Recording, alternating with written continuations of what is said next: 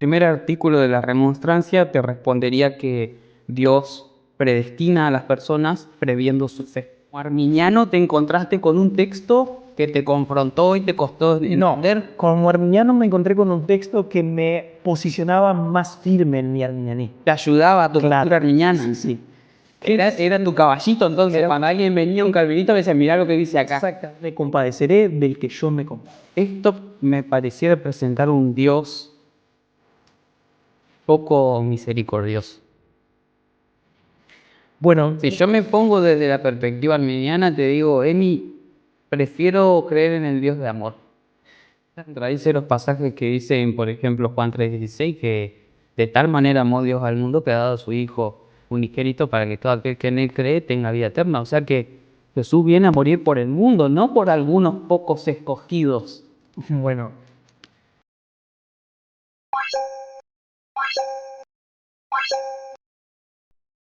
Hoy vamos a conversar sobre un tema que ha hecho que muchas personas se cambien de un bando a otro. Vamos a hablar ni más ni menos que la predestinación y en relación con ella la expiación de Cristo. Y para ello traemos a un hermano y amigo, Emiliano Tomás, que nos va a hablar cómo él salió del arminianismo para abrazar la perspectiva soteriológica reformada. Y vamos a hablar sobre estos puntos desde su mirada y su experiencia, pero sobre todo a partir de la palabra de Dios. Emi, bienvenido. ¿Cómo estás? Gracias, muy bien, la verdad que súper contento de poder seguir con esta conversación tan enriquecedora y ansioso que podamos hacer esto porque, como te decía antes, el tema está en mi cabeza y quiero hablar sobre esto, conversar, algo que nos hace muy bien como cristianos. Y bueno, después despejar mi mente ya y quedar tranquilos de esta carga. Y tocar otros temas. Y tocar otros temas, sobre todo. Así que bueno, saludo a todas las personas que nos han visto. Gracias por haber reaccionado de manera tan amorosa con lo que habíamos hecho en el video pasado. Emi, quiero ir al grano. Así los hermanos también quieren ir al grano. ¿Cómo ves la predestinación desde un lado calvinista y cómo ves la predestinación desde un lado arminiano? Bueno, hablar de predestinación es meternos en un tema súper delicado. Y tenemos que tratar de hablar como lo es, un tema delicado. Esto puede sacudir la conciencia de muchos hermanos en Cristo y tenemos que hacerlo desde esa perspectiva. Creo que la mejor manera de poder ver la perspectiva de la predestinación, tanto del calvinismo como del arminianismo, es el texto clave de Romanos 9. Aunque nosotros siempre decimos Romanos 9, pero es Romanos 9, 10 y 11. Pablo empieza en Romanos 9 y concluye en Romanos 11 y tiene un propósito al traer este tema. Así que lo primero que quiero decir es que cuando hablamos de predestinación o de elección, tiene un propósito claro. Primero, traer gozo a la iglesia, traer gozo al cuerpo de Cristo. Y en segundo lugar, traer advertencia, como Pablo concluye en el capítulo 11. Así que lo primero que voy a decir es que tanto del lado arminiano como del lado calvinista, si la predestinación te perturba, no está cumpliendo el fin y hay un problema en tu corazón. Y necesitas rendirte al Señor y mirarlo desde el lado que te trae gozo y que te amonesta y te hace más santo. Así que bueno, Romanos 9, ¿no? En las Escrituras, yo marqué Romanos 9 con un hermoso dibujito que me hizo mi hija ahí, hermosa, ahí me hace para que yo pueda Los separadores. Mis separadores, exactamente. Un arminiano, de manera muy resumida, se acerca a Romanos 9 con un tipo de interpretación y un calvinista se acerca a Romanos 9 con otro tipo de interpretación. Algunos dicen el lente calvinista, otros acusan el lente arminiano. Bueno, vamos a tratar de hacerlo con el lente arminiano y con el lente calvinista y entonces mostrar qué es lo que enseñan, desde una manera muy humilde, ¿no? De esto se ha hablado mucho y es un pozo sin fondo, pero desde nuestra humildad ver lo que la Biblia enseña. El arminiano se acerca y entiende que la elección que se está tratando en Romanos 9, 10 y 11 es una elección corporativa. O sea, Dios elige de manera, vuelvo a decir, corporativa, una nación, una tribu, un pueblo, una familia.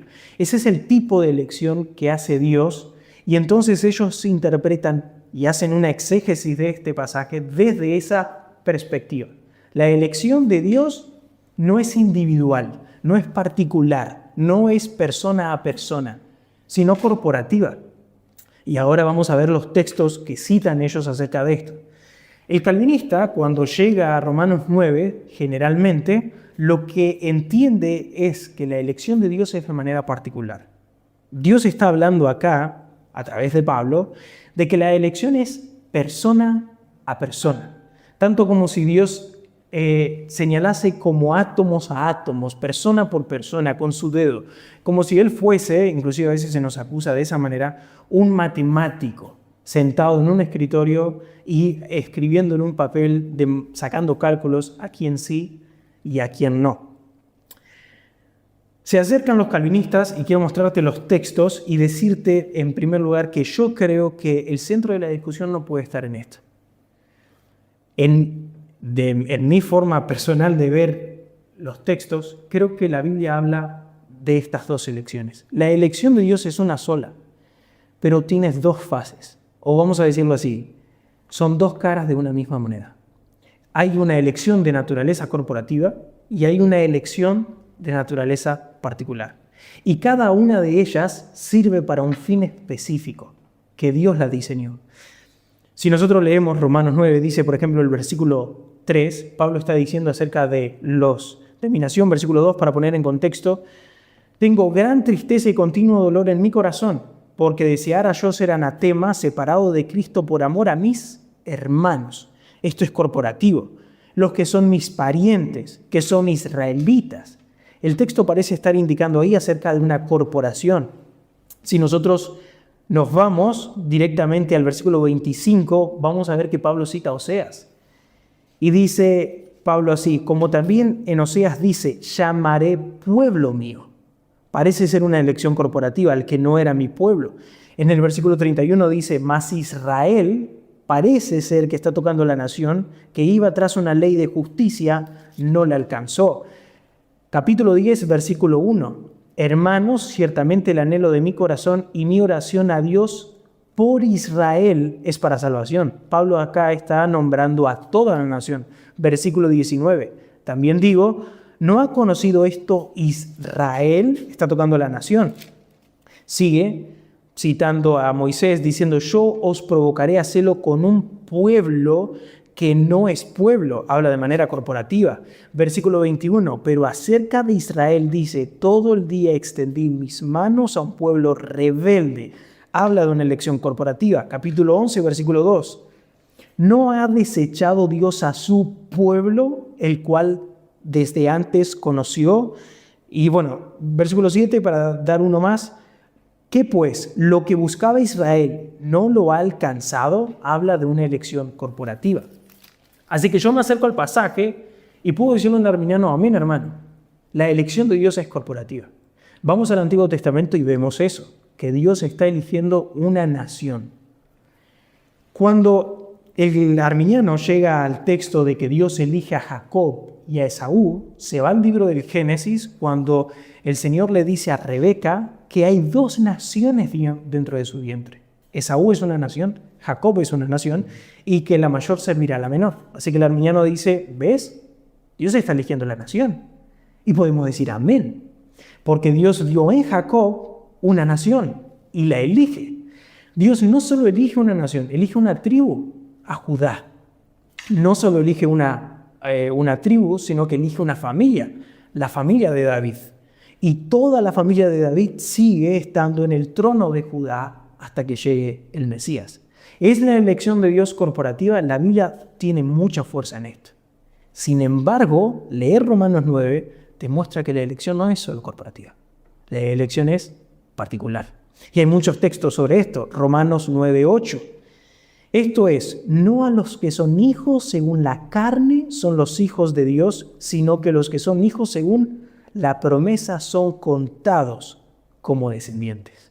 Eso es elección particular. Pablo va a mostrar la particularidad de la elección de Dios en cuanto a su misericordia desde el versículo 14 hasta el versículo 21. Para no leerlo, dice el apóstol así, del que quiere, tiene misericordia. Al que quiere endurecer, endurece. Ahí está hablando acerca de una persona. Es singular. no es plural. Cuando hay un altercado ahí entre el barro y el alfarero, dice Pablo, pero ¿quién eres tú? Es de manera particular en cuanto a la interpretación de la elección. Si vamos, por ejemplo, al versículo 27, 28 y 29, vemos que esta elección es particular. También Isaías clama tocante a Israel. Si fuera el número de los hijos de Israel como la arena del mar, tan solo el remanente será salvo. Les invito a que después sigan leyendo hasta el versículo 29 para que no se haga tan largo. Pero para cerrar esto, versículo 5 del 11. Así también, aún en este tiempo ha quedado un remanente escogido por gracia. Versículo 7, que habíamos hablado de una elección corporativa. ¿Qué pues? Lo que buscaba Israel, nación corporativa, no lo ha alcanzado, pero los escogidos sí lo han alcanzado y los demás fueron endurecidos. Vemos dos elecciones acá. Ahora, yo creo, mi interpretación del texto es que cuando hablamos de elección hablamos en estos dos términos. Elección corporativa y elección particular. Yo sé que algún calvinista me va a decir, vos estás loco. Elección corporativa no hay, es elección únicamente particular. Sin embargo, yo he traído acá a un teólogo súper reconocido en el mundo calvinista, que es Herman Bavinck, es su Dogmática Reformada en un volumen condensado. Bavinck se esfuerza por mostrar que la elección de Dios es corporativa. En la página 545, Bavinck dice esto. Teniendo a Cristo como nueva cabeza de la humanidad, nos recuerda la unidad orgánica de la Iglesia. El pacto de gracia nos recuerda que la elección no se centra solo en personas individuales, sino también en todos orgánicos, incluyendo familias y generaciones. El pacto de gracia no salta de un individuo a otro, sino que se perpetúa orgánica e históricamente. Pasa por una historia y por diversas dispensaciones. Se adapta a la época y a las ocasiones que determina el Padre como creador y sustentador. Y después lo pueden seguir leyendo. Bavinck entiende que hay una elección corporativa. Yo estuve leyendo un poco para hablar sobre este tema y puede ser que un arminiano me diga, pero la elección entonces corporativa es una fachada. Porque lo que realmente importa es la elección particular. Sí, si no lo entendemos desde la mente de Dios. Antes de que continúes. Bueno, te quiero hacer una pregunta, pero cuando vos hablabas me venía a la mente Borges, un escritor argentino. Él en su conferencia siempre saludaba y decía, quiero dejarles un saludo a cada uno de ustedes. Porque si yo digo les dejo un saludo a todos, todos es una abstracción y todos vienen a ser nadie. Cuando yo digo todos, entonces estoy diciendo nadie en particular. Y cuando nosotros hablamos de un pueblo y una nación, estamos hablando de una totalidad, una corporación, pero que está conformada por individuos. Entonces, ese número que es inmodificable, el número de los elegidos de Dios, es también a su vez un número completo. Pero ese número completo está formado por individuos. Si yo digo un pueblo simplemente, o Cristo murió por todos, en última instancia no murió por nadie. Exactamente. Ahora, ¿en qué me modifica a mí la interpretación de Romanos 9, 10, 11? Decir, ¿murió por todos o murió por todos y por algunos? Bueno, ahí nos vamos a expiación limitada, ¿no? Que ese es un tema apasionante. Claro, parece ser que la elección de Dios corporativa termina siendo una fachada irrelevante, porque lo que realmente importa es la elección particular. Pero la elección corporativa sirve para un fin específico que Dios la diseñó. Y Pablo lo muestra en Romanos 9, versículos 4 y 5. Dice que son los israelitas, de los cuales son la adopción, la gloria, el pacto, la promulgación de la ley, el culto y las promesas, de quienes son los patriarcas y de los cuales según la carne vino Cristo, el cual es Dios sobre todas las cosas, bendito por los siglos. Amén. ¿Por qué Dios eligió una nación? ¿Por qué Dios eligió una tribu? ¿Por qué Dios eligió una familia, la de David? Dios eligió una nación porque Dios quería darse a conocer por medio de esa nación y darle su ley. Dios eligió una nación porque quería establecer el sistema sacrificial y sacerdotal que sirva como sombra y figura para el oficio del Mesías. Y Dios eligió una tribu porque de ella vendría el Mesías. Pero para ser específico, Dios necesitaba elegir o quiso elegir una familia y eligió la familia de David. Así que esta elección corporativa sirve para un fin. No es completamente salvífica, sino que más bien sirve para un propósito que es dar a conocer los instrumentos que Dios quiere dar para que apunten al Mesías y para que traigan al Mesías.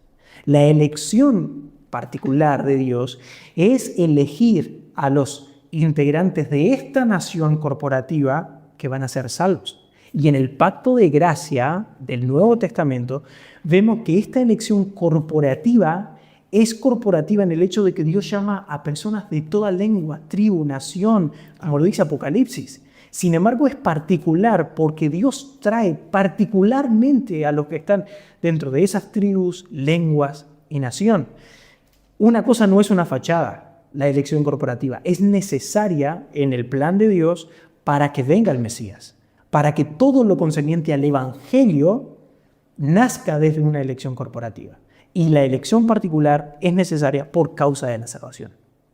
Creo, Nico, que el punto de discusión y lo que me hace ser calvinista a mí es la pregunta ¿por qué elige Dios a los que eligen? No la interpretación. Yo con todo respeto digo esto a mis hermanos arminianos, cuando se acercan en el pasaje y leen y dicen acá hay una elección corporativa, y yo digo amén a eso porque una vez más te digo, creo que el pasaje trata sobre eso, evade la pregunta acerca de la naturaleza de por qué Dios elige a los que eligen. El primer artículo de la remonstrancia te respondería que Dios predestina a las personas previendo su fe. Claro, y tenemos un texto acá en Romanos 9. Dice el apóstol Pablo en el versículo 11, o versículo 10 para poner en contexto, y no solo esto, sino también cuando Rebeca concibió de uno, de Isaac nuestro padre, pues no habían aún nacido, ni habían hecho aún ni bien ni mal, para que el propósito de Dios conforme a la elección permaneciese no por las obras, sino por el que llama. El arminiano dice, acá hay elección corporativa, porque en el Génesis Dios le dice a Rebeca, dentro de tu vientre hay dos naciones, la mayor servirá a la menor. Cuando Pablo cita el texto de Malaquías, a Jacob amé, mas a Esaú aborrecí, ellos dicen Jacob y Esaú no estaban vivos, pero estaban vivas las naciones que proceden a través de ellos. Entonces Dios dice, yo amé a la nación corporativa y deseché a esta otra nación. Sin embargo, la nación empezó por una elección particular, Jacob y Esaú. Cuando Dios elige a Jacob y no elige a Esaú, eran individuos. Y elegirlos o rechazarlos no era solo rechazar su descendencia, sino rechazarlo a él mismo, o sea, a Esaú. Es que es una falsa dicotomía decir ama a la nación pero no a los individuos de la nación. Es como que alguien diga yo amo a toda tu familia pero no los amo a las personas de la familia. O como cuando Jesús elige a los 12. Elige a 12, que ese es el número de los apóstoles que el Señor eligió para discipular. Sin embargo, no es lo mismo Pedro que Juan, ni Andrés que Natanael. Y insistimos en esto. ¿Por qué hay una elección corporativa? Porque era necesario que a través de esta elección, como dice Pablo, venga la gloria, el pacto, la promulgación, etcétera, etcétera, hasta que venga Cristo. ¿Por qué es necesaria la elección particular? Porque a ellos Dios ha decidido en su voluntad, misericordia, amor, benevolencia, elegirlos para salvación. Bueno, el arminiano llega a este texto, versículo 11, y dice, Dios está en un eterno presente. Dios tiene en cuenta las obras, pero en el kairos, en el tiempo acá que estamos, Dios lo elige antes de que esas obras entren a tener importancia. Dios los elige antes, pero no quiere decir, dice el arminiano cuando lee esto, que Dios no está teniendo en cuenta las obras. Dios está previendo que Jacob y su descendencia, mal o bien, iban a creer. Pero Esaú, no.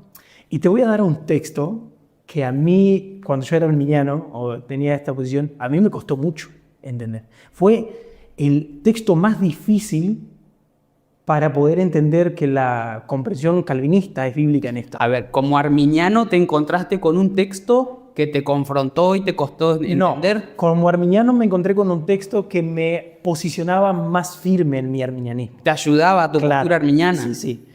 Era tu caballito, entonces, Era- cuando alguien venía, un calvinista, le decía, mirá lo que dice acá. Exactamente. Génesis capítulo 18. Dios, cuando va a destruir a Sodoma, dice, no le voy a contar a Abraham si yo sé que él y su descendencia deben de creer.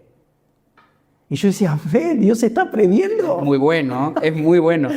Dios está mirando al futuro y está viendo que Abraham y su descendencia va a creer.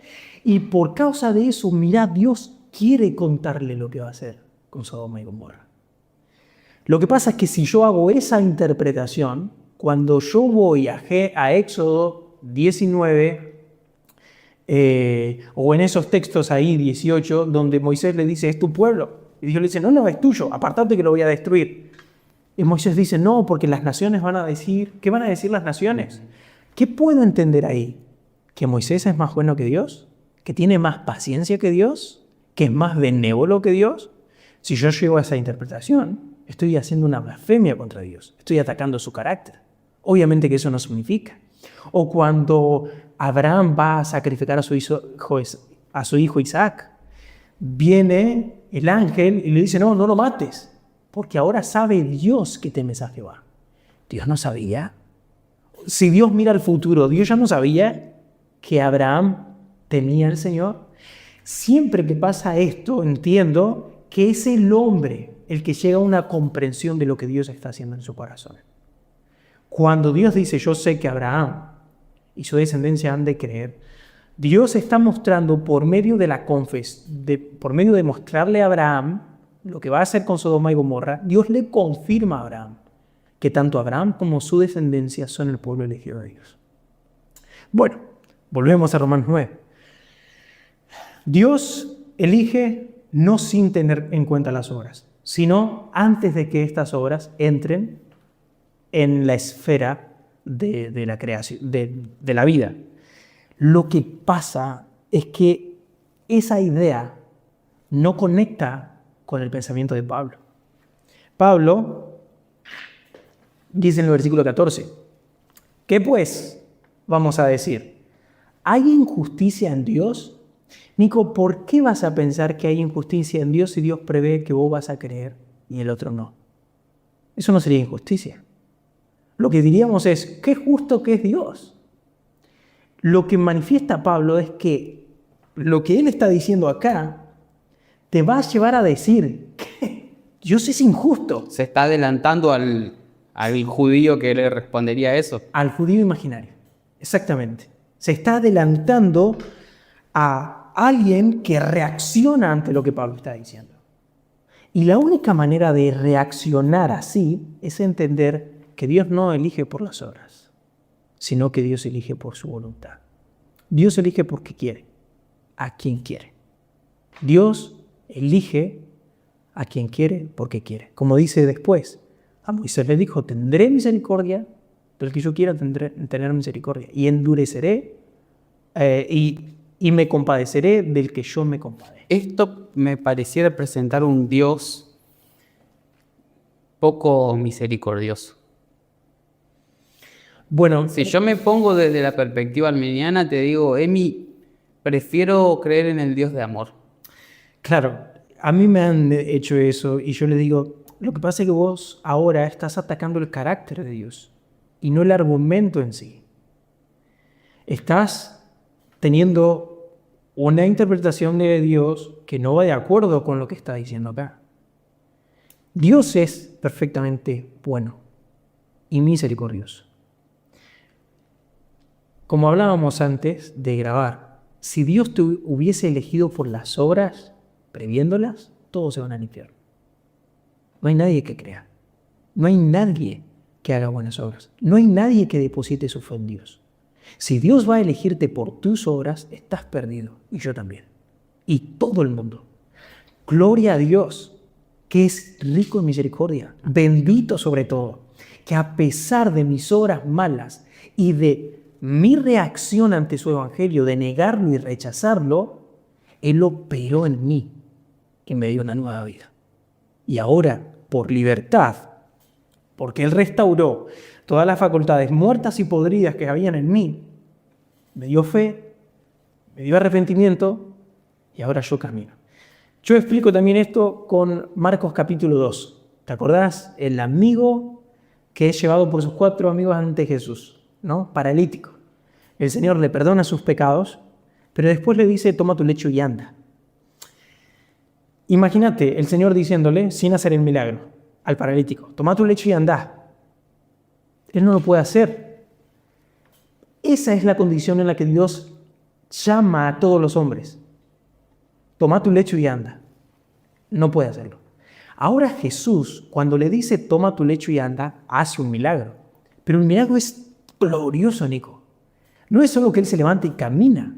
Él estaba paralítico, no sé si desde toda la vida o quedó paralítico, pero el hecho es que sus músculos estaban débiles, sus huesos también. Su memoria, si Él había caminado, se había olvidado de cómo se caminaba. Y si Él nunca había caminado, Él no sabía, su cerebro no sabía cómo manejar las piernas. No tiene equilibrio, no tiene fuerza tampoco en sus brazos para tomar ese lecho. Y Jesús le dice, toma tu lecho y anda. Él tiene todas las facultades de su cuerpo restauradas. Ahora, ¿quién se levantó? Él. ¿Obligado o en libertad? En libertad Cristo le había sanado. Se levanta, toma su lecho y camina. Y ahí vos ves la reacción por inercia, por necesidad y voluntad, como Calvino dice en sus instituciones. El hombre peca por necesidad y voluntad. De la misma manera, cuando Dios opera en el hombre reacciona por necesidad y por voluntad. Por necesidad de su inercia, Dios ya ha hecho todo. Y Él responde a esa obra de Dios. Y por voluntad porque Él quiere. Pero solamente cuando Dios ha restaurado. ¿Previendo obras? No, eso es imposible. Dios eligió de acuerdo a su soberanía a quien quiso. Ahora tenemos que decir algo también, Nico. Dios no elige a unos para salvación y a otros para condenación. El hecho es, como veníamos diciendo, si Dios elige por las obras, todos se van al infierno. Estas personas que van al infierno se van porque quieren. Dios no manda a nadie al infierno que no quiera, que no se haya mandado solo. Ellos han tomado esa decisión y Dios los ha dejado caer. Sin embargo, los que no caen es porque Dios los agarró en el momento de caer, los sacó del abismo y lo trajo de vuelta a tierra firme. Esa es la obra que el Señor ha hecho. Pero eso contradice los pasajes que dicen, por ejemplo, Juan 3:16, que de tal manera amó Dios al mundo que ha dado a su Hijo unigénito para que todo aquel que en Él cree tenga vida eterna. O sea que Jesús viene a morir por el mundo, no por algunos pocos escogidos. Bueno, mira cómo dice el texto. Porque de tal manera amó Dios al mundo que ha dado a su Hijo unigénito. ¿Para quiénes? Para todo aquel que en Él cree. Amando al mundo. Bueno, pero nosotros podemos... Además, ahí dice para todo aquel que en Él cree, así que Él prevé la fe. Bueno, a ver, sobre amar al mundo podemos decir sí, Dios ama al mundo en su gracia común y yo amo a Vadik en ese sentido. Pero acá estamos hablando del amor salvífico porque entregó al Hijo, como el amor que entrega al Hijo para expiación. Bueno, entonces ahí nos vamos al contexto, ya vamos a ser más directo. Nos vamos al contexto y Jesús le está hablando a un judío, a Nicodemo, que a propósito le muestra que la entrada al reino es obra sobrenatural. Le dice, si no naces del Espíritu no puedes ver el reino de Dios. Así que una persona que no nació de nuevo en la regeneración ni siquiera puede ver. O sea que la gracia preventiva ahí no tiene lugar. Porque si no se regenera, no ve. Y después le dice, si no naces del Espíritu y del agua, no puedes entrar. Por la regeneración vemos y entramos. Ahora Jesús le dice, porque como Moisés levantó a la serpiente en el mundo antiguo, así es necesario que el Hijo del Hombre sea levantado para que todo aquel que le mire, a todo aquel que en Él cree, no se pierda, mas tenga vida eterna. Porque de tal manera amó Dios al mundo. Jesús le está mostrando a Nicodemo que el amor de Dios para salvación no estaba solo enfocado a la nación de Israel, sino que era universal. Y decimos amén, porque Cristo ha muerto por personas de toda lengua, tribu y nación, y los ha llamado a la salvación. Esta muerte es universal, claro que sí. Sin embargo, esta muerte de Cristo es eficaz solo por aquellos que se encuentran dispersos en este ancho y espacioso mundo. Pero entonces, como calvinista, estás limitando el amor y la muerte de Cristo. Le estás poniendo una barrera. ¿Cómo voy a limitar la muerte de Cristo? ¿Cómo voy a limitar la muerte de Dios, la obra de Dios, el amor de Dios para con el mundo, si nosotros todos nos íbamos al infierno? Si este mundo está destruido y ahora Dios salva toda su creación, salvando en Cristo Jesús, la reacción es diferente, no es de poco amor, es de un amor extraordinario, que elige salvar, se compromete a salvar y los salva. Acá hay un amor de Dios fiel, más que poco amor. Dios es fiel en el amor que ha tenido para con los suyos y se ha propuesto salvarlos y Nico lo ha hecho, lo salvó. Y eso es una demostración maravillosa y extraordinaria de amor. No hay poco amor ahí, hay un gran amor. Es más, el pasaje sí muestra un gran amor, no es solo por los judíos, es para todos. Nosotros, gentiles, no pertenecientes al pueblo del Antiguo Testamento, elegido por Dios para beneficiarse de todas las cosas externas del pacto, nos incluye. Y Pablo trae eso en Romanos 9, 10 y 11. Fuimos injertados a esta obra de salvación, a este pacto de gracia. ¿Cómo Dios no va a ser un Dios de amor? Imagínate un rey que tiene su pueblo y están todos sus enemigos ahí. Y este rey decide tener compasión, pero abre las puertas y toma personas y los trae y los hace parte de su pueblo y de sus beneficios. Vamos a decir que el rey, al haber abierto las puertas y haber dicho, vengan ustedes, y haber dejado otro afuera, ¿no ha mostrado misericordia? Amén. Ha mostrado un gran amor. Cuando Jesús cuenta la parábola del rey, que invitó y no quisieron venir, y entonces dijo, salgan a la fiesta, a la boda de su hijo, salgan por las calles, traigan a todas las personas. ¿Eso no es amor? Y cuando este hombre vino sin ropa de fiesta y lo echó afuera, ¿eso no es justo? Porque el hombre no tenía la ropa que necesitaba para entrar. Y el rey los había dado. Y estos hombres ahora, este hombre no lo tenía. Y el rey lo echó. No, ahí hay mucho amor. Mucho, extravagante y glorioso amor. Sé que los arminianos dicen que nosotros no creemos en la omnibenevolencia de Dios. El evangelio está para ser proclamado a todas las personas. A todo el mundo. No lo quieren. Jesucristo dijo, la condenación es esta, que la luz vino al mundo. Y los hombres amaron más las tinieblas que la luz, porque sus obras eran malas. Jesucristo dice, no quieren ustedes venir a mí. Y no queréis venir a mí para tener vida eterna. El hombre no quiere. ¿No es justo que Dios los mande al infierno? Ahora, Dios en su amor ha tomado a los que Él ha querido y los ha regenerado, ha hecho la obra que no podemos hacer para la salvación. ¿No es eso amor? ¿Dónde está ahí poco amor? No, yo veo un Dios lleno de amor y de misericordia. Creo que el problema está cuando invertimos las cosas. Cuando vamos a Génesis y vemos que Dios expulsó a Adán y Eva, decimos, ¿cómo puede ser que los haya expulsado? Pero la pregunta no es esa la correcta. Pues la respuesta es, ¿cómo es que Dios no los mató ahí y los mandó al infierno en ese mismo momento? Cuando vemos a Dios enviando el diluvio sobre toda la raza humana, decimos, ¿cómo es que Dios pudo haber hecho? No, la pregunta es, ¿cómo es que Dios salvó a una familia siendo igual de pecadores que los demás? Cuando Lot sale de Sodoma y Gomorra, ¿cómo es que Dios envía fuego? No, ¿cómo es que Dios no envió ese mismo fuego sobre Lot? La pregunta es, ¿por qué Dios salva a estas personas siendo pecadores? Esa es la pregunta correcta. Damos vuelta a todo, me parece. Amén, hermano, gloria a Dios. Qué hermoso lo que dijiste. Amén, amén. Mirá, sobre ese tema que tocaste de Lot, es impresionante. Yo digo, de verdad, qué audacia tuvo Abraham. Señor, si hubiera 50 justos, ¿destruirías la tierra? Parece que Abraham está diciendo, Señor, ¿revisaste bien? ¿Vas a ser injusto en condenar al justo con el injusto? Abraham está cuestionando la decisión de Dios y le está pidiendo que la revise, hijo. Y Dios le dice, encima la paciencia, qué misericordioso que es Dios. Si hubiese 50 justos no la destruiría. Bueno, perdón, Señor, ¿y si hubiese 45? Este hombre es terco, como yo. Digo, sigue insistiendo en lo mismo. No hay justos en Sodoma. ¿Y por qué eligió a Lot? ¿Por qué salva a ese hombre perverso? Que después que salió ahí, tuvo incesto con sus hijas. Y nació 2 tribus que iban a ser de tormento para el pueblo de Israel. ¿Por qué Dios elige a ese perverso y a ese malvado? Pero ahora venís a Pedro y Pedro lo llama justo. Yo digo, Señor, qué maravilloso que es.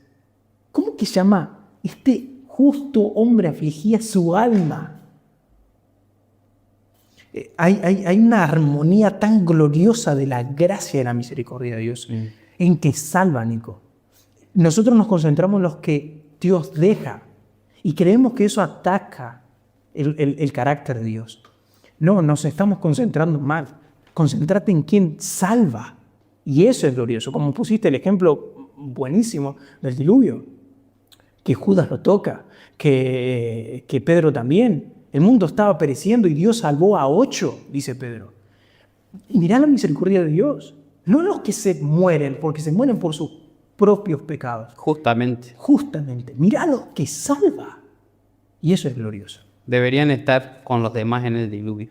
Exactamente. Pero en su gracia los salva. Quiero que nos dejes tu comentario en este momento y nos muestres tu perspectiva sobre la expiación en Cristo y sobre la predestinación, el amor, la gracia y la justicia de Dios. Y como para ir aterrizando de a poco, y si querés después podemos ir tocando otros temas también, yo veo en 2 de Pedro, capítulo 3, versículo 9, si no me falla la memoria, que dice que Dios quiere salvar a las personas. Sí, Dios quiere que se arrepientan. Eso contradice tu perspectiva.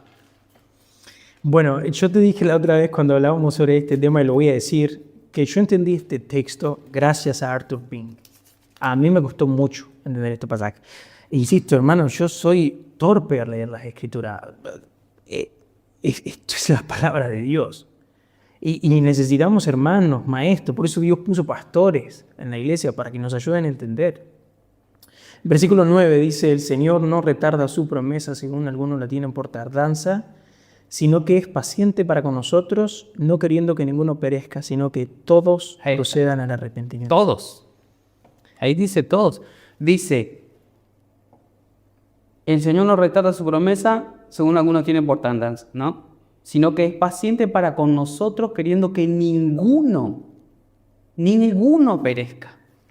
Exactamente. Y decimos amén a eso. Y esta es la verdad de Dios. Y la misericordia de Dios. Dios no quiere que ninguno se pierda. Y es más, ninguno se va a perder. Porque Pablo se está dirigiendo a la iglesia. Y ninguno, como dijo Jesús, que el Padre le había dado ovejas, y éstas están seguras en la mano del Padre. Mi Padre es más fuerte que todos. Nadie las arrebatará de la mano de mi Padre. Así que decimos sí. Dios no quiere que ninguno se pierda. Y no solo no quiere, no se van a perder. Porque son preservados por Dios. De ahí la perseverancia de los santos o la preservación de los santos. Pero mirá lo que dice Pedro, versículo 1. Amados, esta es la segunda carta que os escribo. Después vuelve a usar la palabra amados en el versículo 8. Mas, oh amados, no ignoréis esto, que para con el Señor un día es como 1000 años y 1000 años como un día. Ese texto, lejos de decir que la creación fue creado en tierra vieja, como le dicen algunos, está diciendo que el tiempo de Dios no es el mismo que el nuestro. Por el hecho de que muchos están creyendo que el Señor retarda su promesa. El Señor no cumple, el Señor tarda. No, el tiempo de Dios no es el tuyo. Así que no mires las promesas que Dios va a cumplir como si las estuviese mirando desde tu tiempo, sino en el Dios que vive fuera del tiempo. Entonces dice, el Señor no retarda su promesa, según algunos la tienen por tardanza, sino que es paciente para con nosotros, no queriendo que ninguno perezca, sino que todos procedan al arrepentimiento. Te voy a decir algo, Nico. Cada día que pasa, debemos dar gracias a Dios. Porque Dios extendió su misericordia ahí para que ese hermano, ese por quien Cristo murió, crea. Dios ha sido paciente hasta que llegue a ese hermano. Tal vez yo no estoy viendo que hoy se convirtió uno, pero hay alguien que hoy fue regenerado. Hay alguien que hoy confesó a Jesucristo como su Señor. Hay alguien que hoy puede ser contado entre la familia de Dios. Y eso gracias a la paciencia. Dios fue paciente para con él hasta hoy, hasta este día del año 2025, con ese individuo. Y mi reacción no debe ser, Dios no viene, Jesucristo no viene más, retarda su promesa, sino qué grande es Dios, que espera a los suyos hasta el último momento y los atrae. Y Pedro sigue diciendo, por ejemplo, en el versículo, estoy leyendo así, dice en versículo 14, por lo cual, oh amados, estando en espera de estas cosas, procurad con diligencia ser hallados por Él sin mancha e irreprensible. Así que esta perspectiva del Dios que espera para salvar a los suyos, y que yo estoy viendo esta paciencia de Dios para que atraiga a los suyos, esto me debe llevar a vivir sin manchas. Esto es santificador.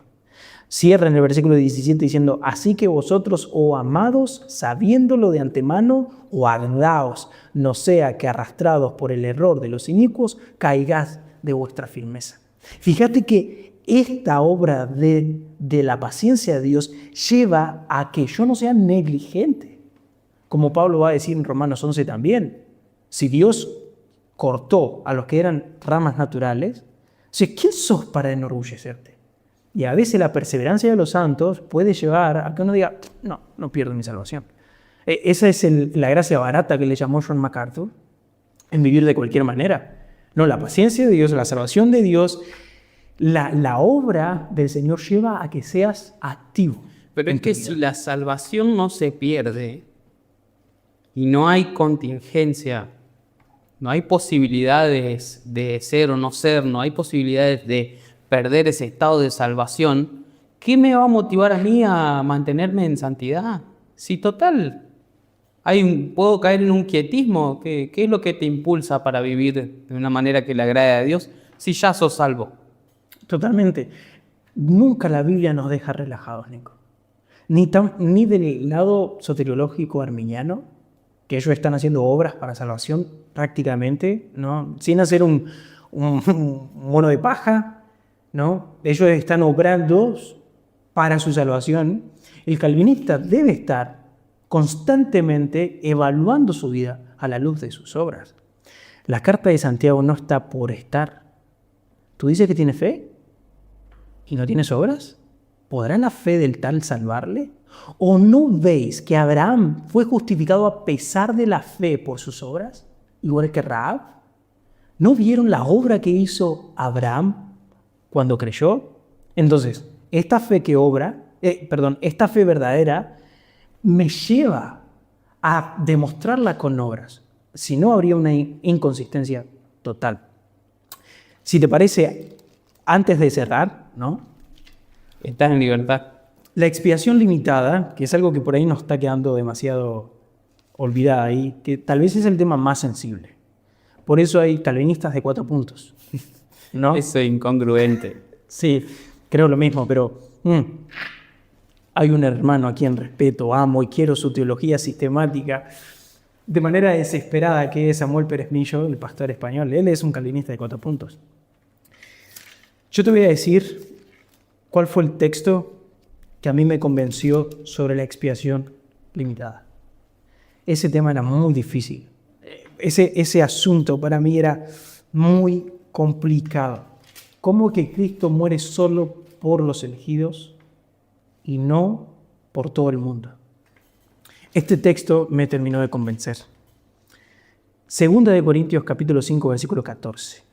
Porque el amor de Cristo nos constriñe, pensando en esto, que si uno murió por todos, luego ¿Te refuta? todos murieron. Y si por todos murió, para que los que viven ya no vivan para sí, sino para aquel que murió y resucitó. Uno murió por todos. Claro, nosotros enseguida nos vamos a la palabra todos, ¿no? Y decimos, esa palabra todos significa todo el mundo. El hecho es que hay que ser muy cuidadosos cuando hacemos afirmaciones así. Y cuando creemos que la palabra todos significa todo el mundo, toda persona que ha nacido y que va a nacer, ¿no? Porque Pablo da una afirmación muy fuerte. Pero antes de eso, yo amo que Pablo dice, el amor de Cristo nos constreñe. O sea, nos aprieta, nos presiona, nos empuja, quiere decir. Pensando en esto, la versión de las Américas dice, llegando a esta conclusión. Fíjate, Nico, que Pablo se siente presionado por el amor de Dios a hacer lo que dice en el versículo 20, rogarle a los hombres que se reconcilien con Dios. ¿Cómo Pablo se siente presionado? Llegando a esta conclusión. ¿Qué conclusión, Pablo? Que si Cristo murió por todos, luego todos murieron. Antes de que nos apuremos y decimos, esa palabra todo significa todo el mundo. ¿Será? Si la palabra todo significa todo el mundo, cuando Pablo dice, luego todos murieron, eso vincula a todo hombre en todo el mundo. Y si Cristo pagó por todo el mundo en todo el mundo, su salvación no es potencial. Pablo no está diciendo que la salvación, la muerte de Cristo es potencial. Pablo está diciendo que es efectiva. Todos. Cristo murió por todos, todos murieron. ¿Te queda alguna duda? Pablo dice, y por todos murió, para que ellos no vivan para sí, sino que vivan para aquel que murió y resucitó por ellos. Esto no es potencial, esto es efectivo. Si yo digo, Cristo murió por todo el mundo es salvo. Y tengo que abrazar el universalismo. No digo que los arminianos lo abracen, no son universalistas. Pero en este pasaje no hay una explicación coherente. Y la busqué, no hay una explicación coherente. Porque Pablo está mostrando que el sacrificio de Cristo es eficaz por todos, porque todos ellos mueren. ¿Cuál es el mensaje del Evangelio, Nico? De paso ya lo predicamos. Que Cristo murió en la cruz y que tus pecados y mis pecados fueron imputados en Jesucristo. Versículo 21. Y ahora Jesucristo, con mis pecados, haciéndose responsable, no es que Él solo los cargó, Él sintió la miseria de mi pecado. Y cuando la sintió, Él se hizo responsable delante del Padre como si realmente lo hubiese cometido Él. Y el Padre no lo pudo mirar. Y descargó toda su furia y su ira por esos pecados que Él tenía sobre sus hombros, de los cuales estaba siendo responsable. Y los pagó todo. Propiciación. Significa satisfacción. La propiciación es satisfacer al Dios que está irado de manera justa por los pecados. Pero no termina ahí, sino que la perfecta vida de Jesús, su vida justa, su justicia, me es imputada. Y ahora mi vida, esta vida, refleja la vida de Cristo. Ya no es mi vida. Pablo lo dice en Gálatas capítulo 3, versículo 22. Porque ya no vivo yo, mas Cristo vive en mí. No vivo yo. Y lo que vivo ahora en la carne, la vivo en la fe del Hijo de Dios, el cual me amó y se entregó a sí mismo por mí. Así que, cuando el Padre me ve, no me ve a mí. Yo estoy muerto. Él ya me mató en la cruz de Cristo. Cuando me ve a Cristo. Ese es el mensaje glorioso, Nico. Si Jesucristo hizo por todos eso, como lo vincula acá, y todos murieron, y esa palabra significa todo el mundo, toda persona, eso significa que la deuda está pagada por todos. Amén. Y Dios no es injusto para dar el pago por segunda vez lo que ya está satisfecho. Por todos los suyos. Por todos los suyos. Y lo entendemos porque dice, al que no conoció pecado, por nosotros. Ahí se explica la palabra todos. Lo hizo pecado para que nosotros fuésemos hechos justicia de Dios en Él. Ahora va a decir uno, no, Emiliano, tu interpretación de la expiación limitada mata tu pasión evangelística. ¿Cómo que mata? Mira lo que dice Pablo. El amor de Cristo me aprieta, me empuja. ¿A hacer qué, Pablo? Así que somos embajadores en nombre de Cristo, como si Dios rogase por medio de nosotros, os rogamos en nombre de Cristo, reconciliados con Dios. Fíjate lo que dice Pablo en el versículo 16, de manera que nosotros de aquí en adelante a nadie conocemos según la carne. Pablo dice, la obra de Cristo por los suyos es eficaz. ¿Dónde están los hombres que les voy a predicar? ¿Dónde están? Yo no estoy preocupado si Cristo murió por este o no murió por este. Yo Pero no no conozco a podés. nadie según la carne. No puedes ser sincero y decirle, el Señor te ama, Dios te ama porque envió a su Hijo para salvarte. Claro que lo puedo hacer. ¿Cómo? Porque la Biblia me manda, este ruego de Dios no es un ruego ficticio, es real. Y vos fíjate que Pablo dice en la carta a los Corintios que el mensaje de la cruz es locura para los que se pierden. Él dice que para el judío ciertamente es tropezadero y para el gentil y para el griego es locura. O sea que Pablo les predicaba o no les predicaba a ellos. ¿Sí? ¿Les predicaba con pasión o sin pasión? No, con pasión. ¿Cuál era la reacción de ellos al escuchar el ruego? Sí, Estás loco, Pablo. más tarde te escuchamos. Esto es tropezadero. Pero para nosotros los llamados, Cristo, poder de Dios y sabiduría de Dios. Nico, yo les ruego a todo el mundo, a todos, y trato de aprender de Pablo. Voy y le digo, por favor, Cristo murió en la cruz. Él pagó por el pecado. Arrepentite en el nombre del Señor. Cree en el Evangelio. Si él me dice, pues, me estás cargando. A mí eso no me importa. Para el judío esto es pesadero y para el griego es locura.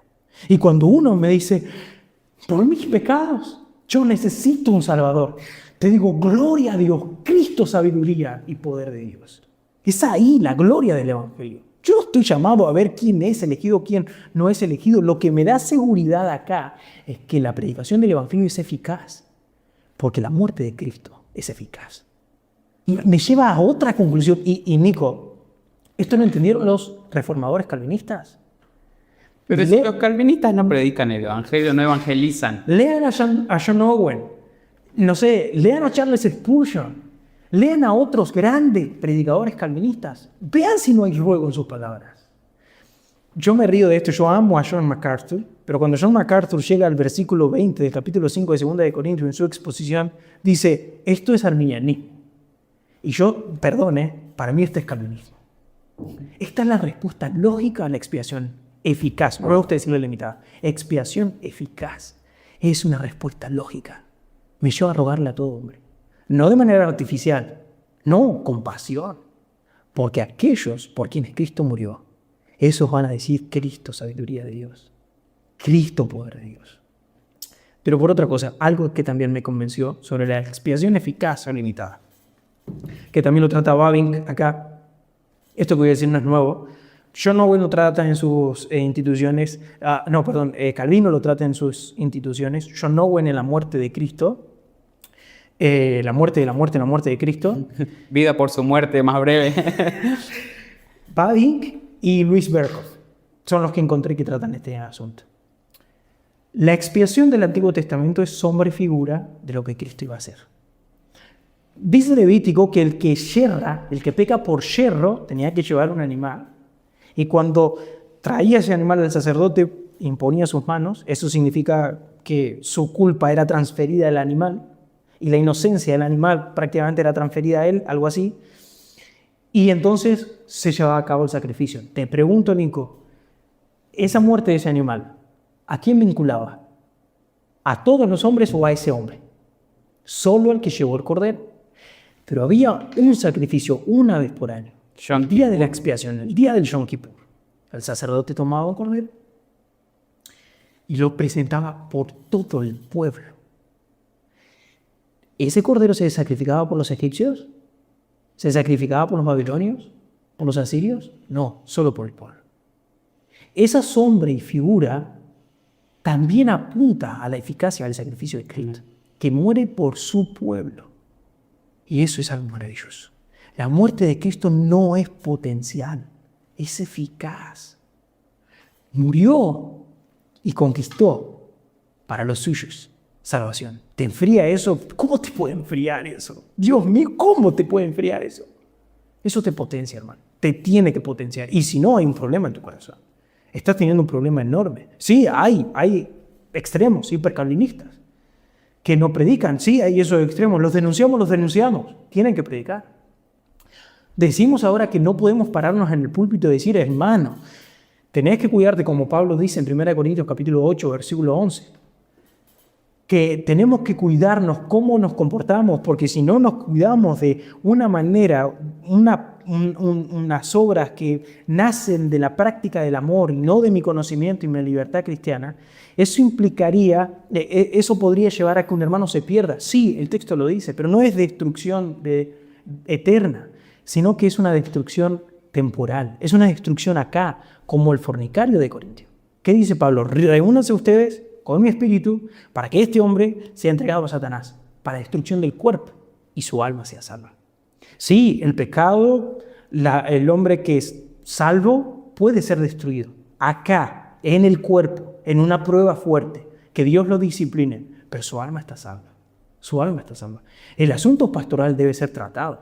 Eso no afecta a la soteriología. Eso aviva la soteriología, la complementa, las une de manera maravillosa.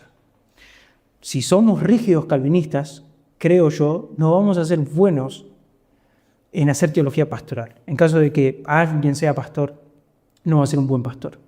Si sos un rígido arminiano, no vas a ver ni siquiera la obra de Cristo. ¿Qué te hace pensar a vos que tu predicación va a tener éxito? ¿Qué te hace? ¿Por tu elocuencia? ¿Por tu capacidad? No, el mensaje del Evangelio no solo es oferta, pero es poder. Romanos capítulo 1, versículo 16. 1:16. No me avergüenzo del Evangelio porque es poder de Dios para salvación a todo aquel que cree. El Evangelio no solo es oferta, es poder. Amén. Estaba pensando, ya para ir cerrando, cuando vemos en la historia de la salvación a lo largo de la Biblia, vemos en Adán y Eva, en los sacrificios de Job, haciendo sacrificios por individuos. Vemos en la Pascua haciendo sacrificios por familias.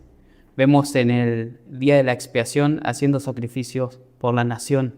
Y Juan el Bautista lo ve a Cristo y dice: he aquí el Cordero de Dios que quita el pecado del mundo. Amén. Se abrió, ya no es solo para la nación de Israel, sino para todos, todo tipo de personas, hombres, mujeres, blancos, negros, gorditos, flacos. Exactamente. El Señor en ese sentido no hace acepción de persona y envió a su Hijo escogiendo de la masa podrida a pecadores para llevarlos a su gloria. Totalmente. Eso nos humilla, Nico. Nos hace glorificar a Dios. Doy gracias al Señor por esto y si me vieron gritar así, ¿viste? Yo soy pentecostal. Tengo un trasfondo pentecostal, me acuerdo. Yo tengo un profesor en el seminario que dice: salí del pentecostalismo, pero el pentecostalismo no salió de...